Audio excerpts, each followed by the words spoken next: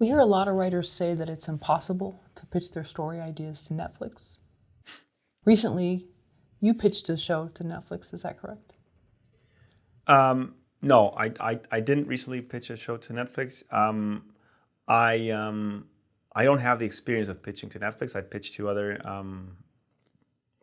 networks or streaming services. I've had meetings at Netflix, and they were very cordial, I would say. But I'm curious, what do they say about what makes it so impossible to pitch?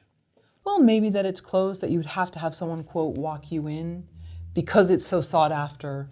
Oh. And that would make sense that there's a barrier to entry, especially now because it's, sort of Yes. So, I mean, before you could just pitch, with a log line or a proposal or something. I think with Netflix now, you need to have, for sure, a script and maybe two. If it's a show, maybe 2 episodes written. Yeah, sure. So Netflix doesn't need that much content. They have a lot of sources to get it from, or they even buy already produced content. And they recently bought a couple of movies that I was surprised, like, Mexican movies, like a cop movie and Prayers for the Stolen, which is the Mexico entry for the Oscars. And I was pleasantly surprised because I thought, wow, those are actually interesting choices. I don't know who they have in mind. A cop movie, I love Alfonso Ruiz Palacios, the director, but it's a very odd choice for Netflix. Like, who's their target audience?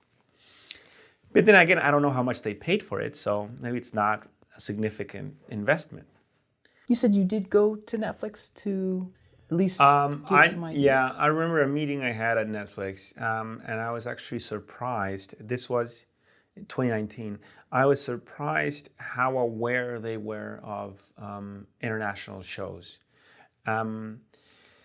This was before this latest trend where, the Squid Game is an international phenomenon, and some of the Spanish shows like A Money Heist.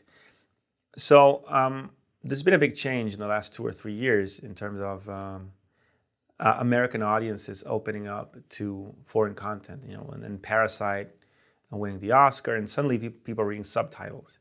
And I don't mean just in LA. I mean, because of course LA is very cosmopolitan. But so when I met with them, they were seeing that was going to happen. It was the beginning of something. And they were very aware of shows in Argentina and Brazil and South America, which was interesting. So that was the impression I got, that we were getting into, and I think we're right in the middle of that, where it doesn't matter where the content is produced as long as it's good.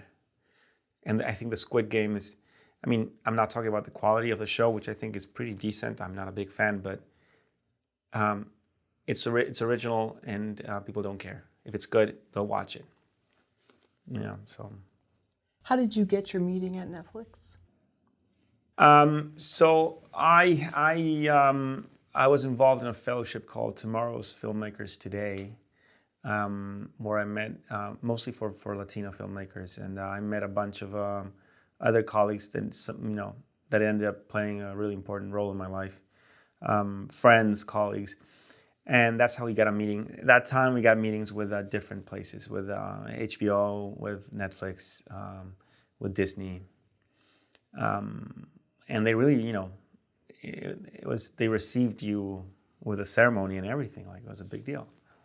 And it's good because, even though it's not easy to get anything picked up by them, it's good to know that they're there and that you're part of that environment, right? And then the thing about being in LA is that it's all happening there. You can just go into the Hollywood offices, and it's that, Netflix is around the corner. I haven't pitched to them yet, though, but I'm open to it. So you were there as a group with other individuals who were all... Yeah, we all got a chance to talk to them. So it wasn't a big group. So the chance to get to know them and meet, and yeah, it was great. What did you bring with you? To the meeting? Mm-hmm. Well, I didn't get a chance to show them my script, but I did talk about what I was working on and my previous experience, and there's so much about it that's not just what you write, but who you are, you know, in this. So people are just also investing in you, I feel like. Your previous experience, your background, your interests, your passions, and if they want to spend time with you. So it's just a matter of introducing yourself and telling, this is what I write, this is what I do, this is what I like. You know, this is my plan.